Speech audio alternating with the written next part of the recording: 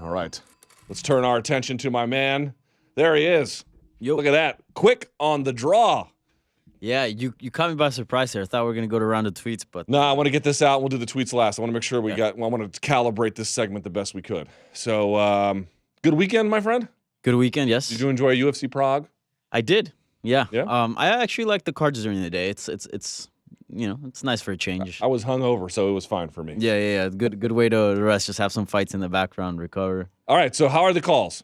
The calls were really good, yeah. You told me they were quality. Yes, very quality. People are stepping up, man. All right. It's crazy. All right, you have selected the best, huh? Yes, I have. My friend? Well, let's get started. Let's do it. Yeah, let's do it. Hey guys, this is Sasha from Victoria, BC, Canada, and my question is about Luke Rockhold. We're still waiting for him to make his debut at light heavyweight, and I'm wondering, given Santos's performance, do you think that would be a good initial matchup, or do you think it'd be too much for Luke? I'd be interested to hear your thoughts. Thanks so much, guys. Bye. Danny, I'll go to you on that one first. What do you think? You like that one or no? I'm all about it. I'm in. Yeah, you like it? Yeah, I mean, he even threw some shade to Santos after the fight. He tweeted, "Sloppy Santos has easy money. No, easy money." Did you read the replies? Well, I can assume what they are. Yes. It's a graveyard. Yes. It's a graveyard. I assume there's a lot of pictures of Michael Bisping there. Yeah. And Yoel Romero, too, yeah. Yeah.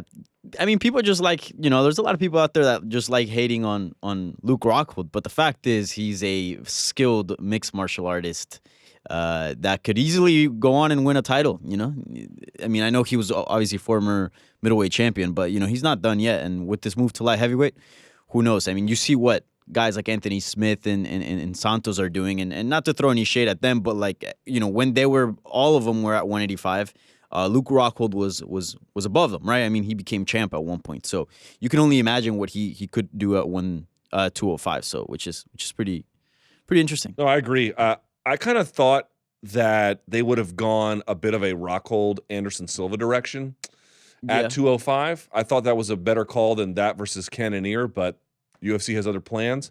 So if that's the way they're going to go, are you asking me, do I like Thiago Santos versus Luke Rockhold? I absolutely do. I love it. So given that they didn't go the Anderson Silva direction, I don't see why you wouldn't book Thiago Santos versus Luke Rockhold. Yeah, and I think for Luke Rockhold, it would have been perfect for him to like verse one of these like older legends as well, because he I'm not saying he's an older legend, but he kind of fits a little bit into that space more than others because he did fight in Strikeforce, and he's a little bit of an old school guy. He's been around for a bit. And you wonder could he get back to his peak, or has his peak passed? Just sort of still wrestling with that. That would have been a great way to see, obviously. Yeah. But look, he beats Santos. He's in the thick of it at light heavyweight. Yeah, I mean, the light heavyweight line is so short. This is something that baffles me. Like, look at what Anthony Smith has done. Like this weekend, he's fighting for the title. Let's say you would have given the same trajectory to Luke Rockhold. So Rashad Evans, Shogun Hua, and who do you beat last? Ozdemir. I don't know. I kind of like Rockhold's chances against all those three. 100%. You could think he could be fighting for the title this weekend if he would have gone up to 205. Any earlier. So yeah, it's pretty bizarre, right? Fighters can be stubborn, man. They can be stubborn. But he did make the switch. Same goes with Chris Weidman, Yoel Romero. I mean, the line's so short. Yep. So we'll see what these guys do. Yeah. But in short, I'm down for that fight. Okay, cool. Me too. All right, let's talk about Peter Yan. Oof. What's up, Luke? Michael from New York. I got two questions for you. First off, how good is Peter Yan? And what do you think his ceiling is, and who you should fight next? And the second question is, how good is Thiago Santos' position for the light heavyweight division? Do you consider him an actual title challenger to John Jones, or a future one? And who do you think you should fight next? Me personally, I would love to see Thiago Santos versus Alexander Gustin. I think that fight would be good. Thanks, Luke. Appreciate it every day, man. Bye. So first things first, Peter Yan, man. Dude, he is incredible. Dude, he's legit. He put it on John Dodson. Yeah. Early it was a little competitive, and then he just put some distance between him. It reminded me of like somebody giving Usain Bolt a run for his money for the first 3 seconds, and then Bolt just pulls away from the pack, and then there's nothing you can do at that point. Yeah. God, he is so dynamic. The stance switching, the speed. And by the way, he'll get hit in the pocket. Not often, but sometimes. It doesn't deter him at all. The cage cutting, just the pressure he puts on guys. And he thrives in that space. He forces you to play speed chess, like those dudes up in Washington Square Park. You ever seen those guys? Yeah. You ever played with them, by the way? No. I did it one time. I got torched. Really? I was drunk, but I got torched. If you don't know how to play, I know how to play chess pretty good, pretty well, but I don't know how to play speed chess. I can't make calculations like that, and those guys can. Oh my God, I got embarrassed up in Washington Square Park. So he does something like that, but not in a gimmicky way. He has a full understanding of striking. So I don't know how you felt, but John Dotson's hair got increasingly like frizzled and frazzled. Was just because, dude, he was getting hands put on him. And John Dotson's chin, by the way, is amazing. Folks don't give him enough credit for that, but Peter Yan, whatever you pronounce it, is phenomenal talent. Yeah, I don't think I've ever seen John Dodson get knocked out, right? I've seen him get dropped. What fight? I think when he fought Pat Runez. Okay, back in the day. that you know, in the UFC, like his UFC career, I don't think he's ever gotten dropped or hurt badly, right? From what I remember, I've seen him take big punches and kind of like circle out and cover up. Yeah, but to your point, not like I mean, he's got a great chin. He's versed, the who's who. Yeah. And yeah, Santos versus, we kind of touched a bit on this with the Rockhold question, but Santos versus Alexander Gustafsson. Any interest in that? Would you prefer the Luke Rockhold route? Where do you stand? Okay, so at light heavyweight, here's who he is defeated. This being Thiago Santos. He lost to David Branch at middleweight, right? Then he goes up to light heavyweight. He beats Eric Anders on short notice. Then he beat Jimmy Manawa. Then he beat Jan Blachowicz. And by the way, he stopped all of them with strikes. Jan Blachowicz, for folks who may not remember, has a pretty great record. He had beaten Devin Clark, Jared Cannonier, Jimmy Manawa, Nikita Krylov, and then he just lost to Thiago Santos. Now, he lost to Gustafsson, but Gustafsson had to wrestle him. Like, Gustafsson was getting tuned up on the feet a little bit. I would love to see that fight. I would love. Thiago Santos has put himself in a position where it's like, wow, an action fighter who might be pretty good. What on earth will we do with this gentleman? Yeah. Anything you can do with him. I just thought of this, Johnny Walker. I know it's Brazilian versus Brazilian. Oh, that would be amazing. That'd be a fun fight. All right, let's move on. Let's talk about a legend of the sport. Okay. Hey, Luke and Danny. This is Rashad calling from Los Angeles. My question is about GSP. Will he unretire if he does get the fight he wants? Because the reason he did retire, from what it looks like the main reason, is because he didn't get the fight he wanted. So would he unretire if he did get the fight he wanted? All right, thanks. So Brian Campbell on the MMA beat, he's like, yeah, I don't know about this retirement, and I can't blame him. MMA retirements don't seem to last very long. Do you think GSP will ever come back? I treat it like the lottery, where if I won the lottery, I would quit my job. Now, what are the chances of me winning the lottery? Not great. Yeah, you know what I'm saying? It's something like that, where if some kind of miraculous event happened, where within a reasonable time, because remember, he's not far from 40 at this point. That's right. If something happened in short order, maybe. But the likelihood of that is pretty slim, and by the time it could come around, he might be too old. So I would say if he wins the lottery, yeah, he'll come back. But the chances of that are not at all good. Dude, I don't know. At the beginning, when it was first reported that you think he might? No, I think he won't. I completely had a 180 on this. At the very beginning, I'm like, this might be a negotiation tactic. GSP's a very smart guy. But then once he was up there, he gave his whole speech. He took questions from the media. And then just seeing like all the response on like social media, like The Garden tweeted him, like all these, celebrities were tweeting at him and kind of paying their respects. Like it seemed very official, very legit. And I don't know how you can be like, again, as you said, he doesn't have much time left. So I don't think he can be like 6 months later, hey guys, just kidding. I feel like it'll go against like what he stands for how he carries himself. It would just go against everything. So I really think this is it for GSP. Yeah, but dude, heads of state were tweeting him. Justin Trudeau. Justin Trudeau was tweeting him. Yeah. I mean, dude, he's a Canadian superhero. Would you want a tweet when you move on to your next job from Ivan Duque? Sure. Fair enough. Yeah.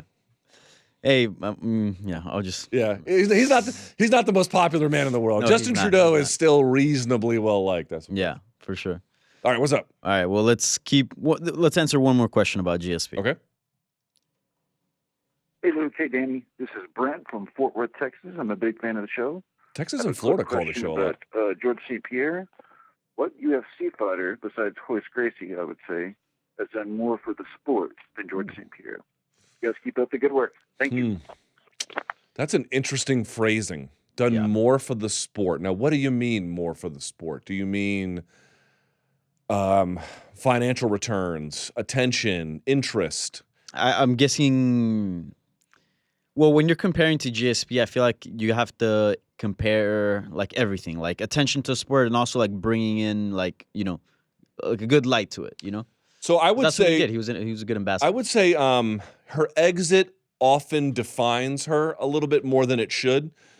You got to give Ronda Rousey credit because breaking that gender barrier, again, she wasn't the first female fighter, but she was the first widely, well, I guess Gina Carano was the first widely celebrated. But I mean, truly crossover star was probably Ronda Rousey in the way in which she was, pulling on pay-per-view in the way that she did.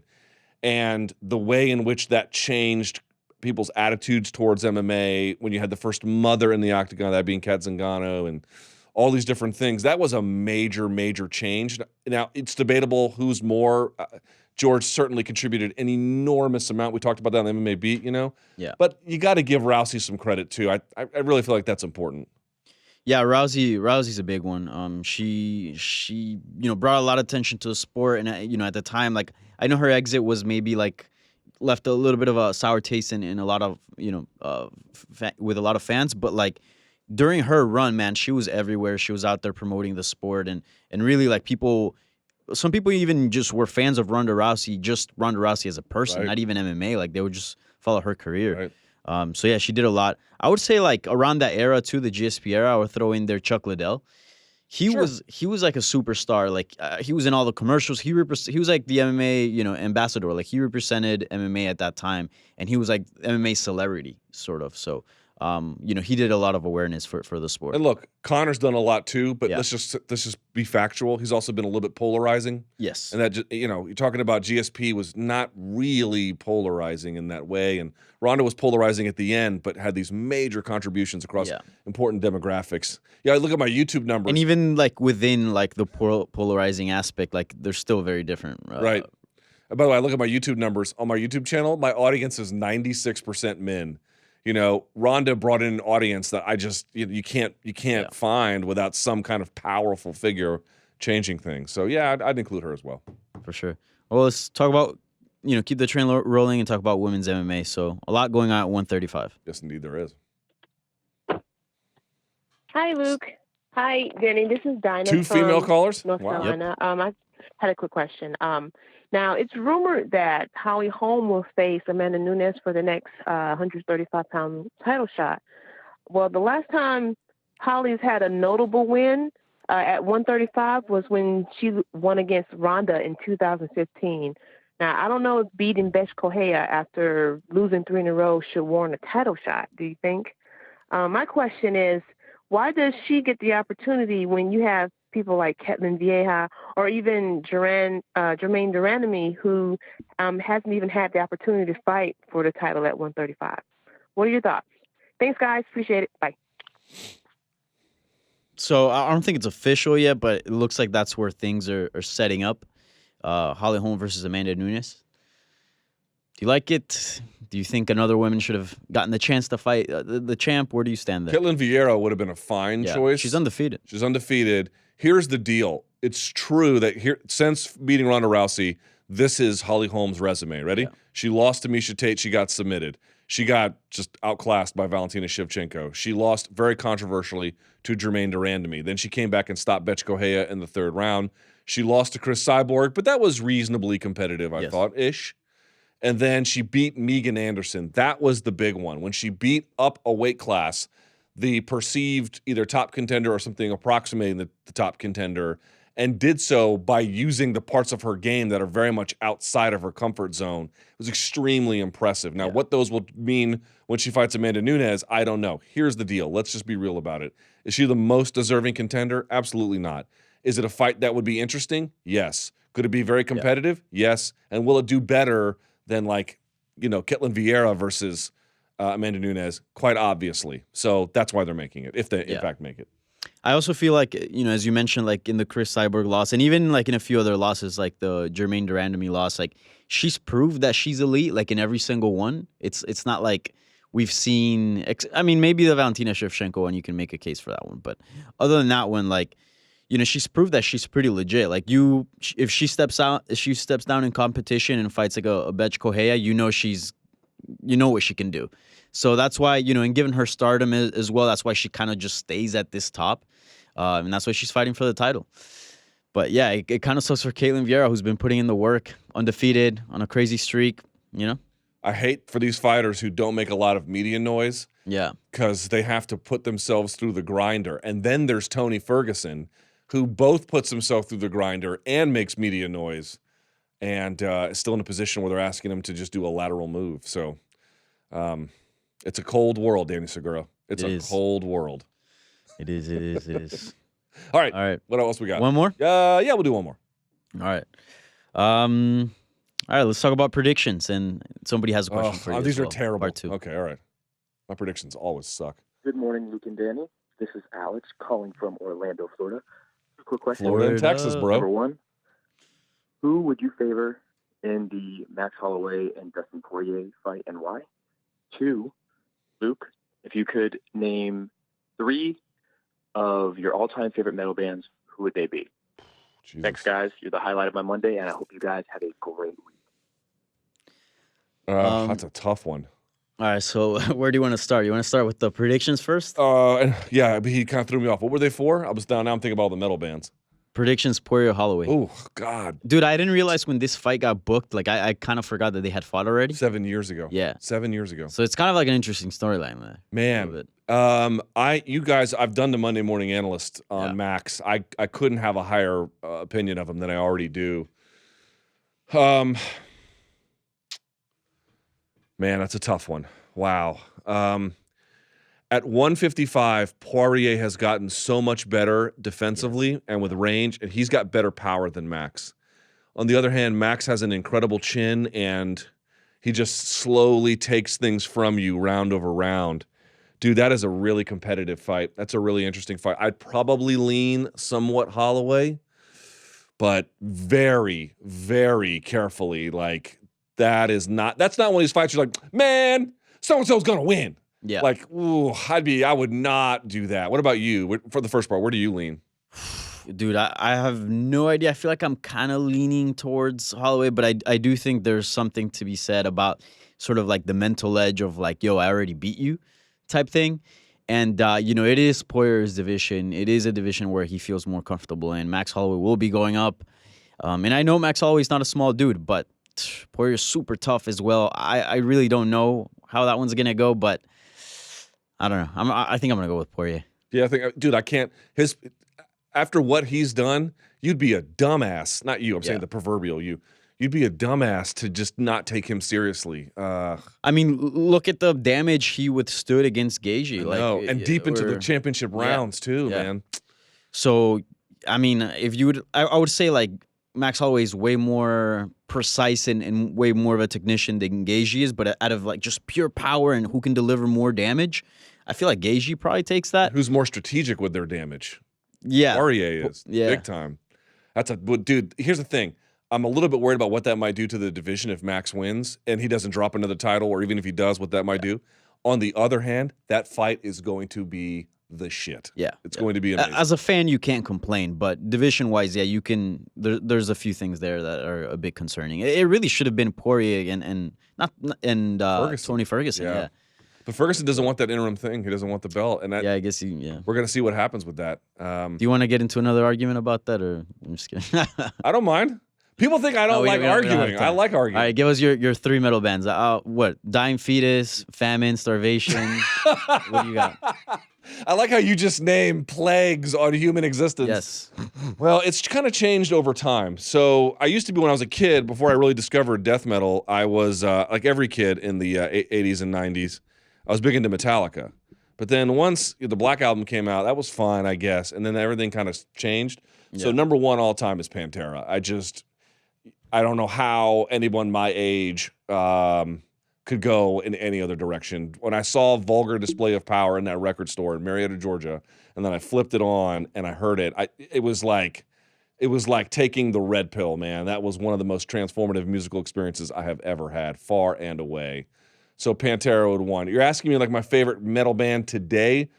Easily Dying Fetus. Their album selection is, I mean, where do you want to go? Wrong One to Fuck With, Descending to Depravity. I mean, they have Grotesque Impalement. Like it's just so much good work. And by the way, I know you're gonna laugh over there, Danny. Google drum teacher Dying Fetus. There's this guy who's a drum teacher who watches them play, and then he breaks down their drum technique. Super sophisticated. I know you hate the music, but it is kind of cool to watch a technician watch another technician. That's pretty cool. And then I guess I don't really have a super diehard third. I said on the last week that one of the other best metal albums of the year was Rivers of Nile, where Owls Know My Name. There's a guy in the band. It's a death metal band. There's a guy in the band who plays the saxophone. It's ridiculously inventive.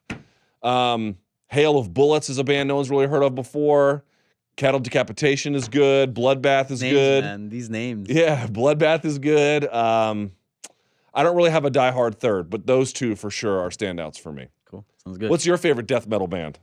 Cannibal Corpse is always You know what? I'll say this. Lamb of God is considered metal, right? It's metal. I wouldn't call it death metal, but it's metal. I like Lamb of God's great. Yeah, I like them a lot. I like a few songs from, like, when I was like growing up, there was a few songs that I kind of like. By the way, I wouldn't say I'm a fan. Do you know what their original name was? No. It's either one of the two. I can't quite get it right. It's either Burn the Priest or Burning Priest, one of the two. But I think they had trouble getting shows, and they were like, maybe we should change that. So they went with Lamb of God. They're from Richmond, Virginia. Oh, really? Yeah. I did not know that. Which, by the way, last thing, name another famous metal band from Richmond, Virginia. You ever heard of Gwar? I feel like I have, yeah. They're the ones that put on all the prosthetics. Maybe. Google their videos. I've seen something. They have a bar. Last thing on this. They have a bar in Richmond. It's actually right by my sister's house. It's called Gwar Bar, where you walk in. There's nothing but horror movies playing on the TV. There's blood splattered everywhere. The food is out of control. The drinks are amazing. The clientele looks like you're walking into the Mos Eisley Cantina in Star Wars. It is one of the best bars in the country. Gwar Bar. It actually sounds fun. It's awesome. And it's nothing but Slayer, Pantera on the speakers.